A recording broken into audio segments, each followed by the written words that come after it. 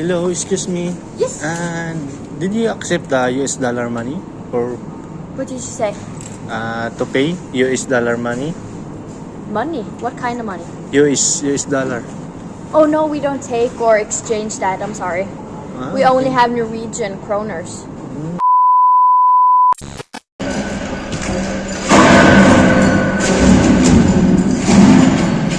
What's up mga katropa?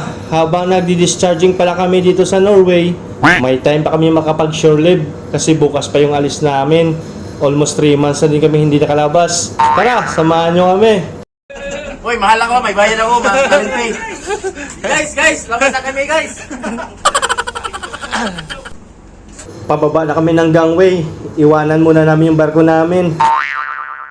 Kasama ko pala lalabas si Chiefmate, si Mayor at si Boson at yung mga tropa. At maiiwan yung mga duty. Tara, let's go! Mali pa yung direksyon na napuntahan namin, kaya atras muna. Tuloy lang sa pagdiskarga ng mga pipes yung barko namin at yan pa yung ibang karga namin. Marlo boys.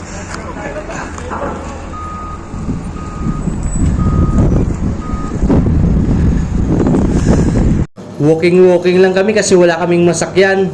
Tamang exercise lang sa paglakad. Hindi ka din pagpapawisan dito kasi sobrang lamig at lakas ng hangin. Nakarating na kami sa pinakamalapit na grocery store. Mga 2 kilometers ahead lang galing sa barko namin. Malayo kasi sa city itong lugar na to, kaya hanggang dito na lang kami. At hindi kami sure kung makakabili kami kasi wala kaming Norwegian crowns. Hindi kami nakapagpalit, kaya nag-ikot-ikot na lang muna kami. Parang 7-Eleven lang pala yung mga tinda, kaso malaki lang. At naghanap muna ako ng matanungan.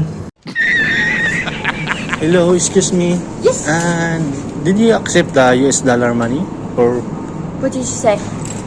to pay US dollar money? Money? What kind of money?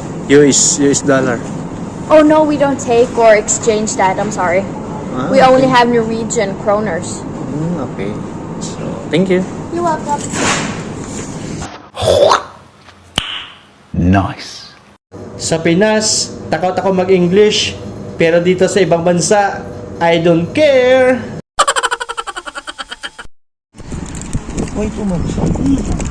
This milk, how much? This.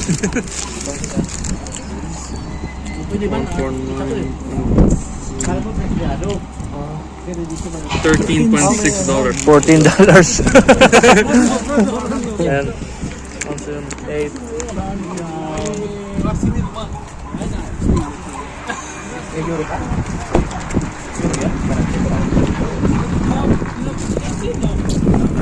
Kahit malamig. Grabe. Kahit malamig, ice cream talaga si Chiefmate, oh. Pauwi na kami mga tropa. Bubble gum lang talaga nabili ko. At saka dried mangoes. Kasi walang pera. Buti sumama yung Canadian namin nakadete. Wala sana kaming dala pa uwi. Nakisuyo lang kami sa kanya kasi may credit card siya. Swipe lang, tapos binayaran na lang namin siya ng cash. 2 chicks sa email.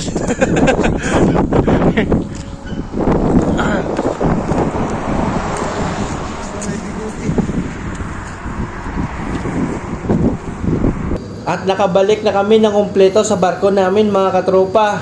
At walang nawala. Salamat sa inyong lahat sa pagsama sa amin. Ingat po kayong lahat. God bless!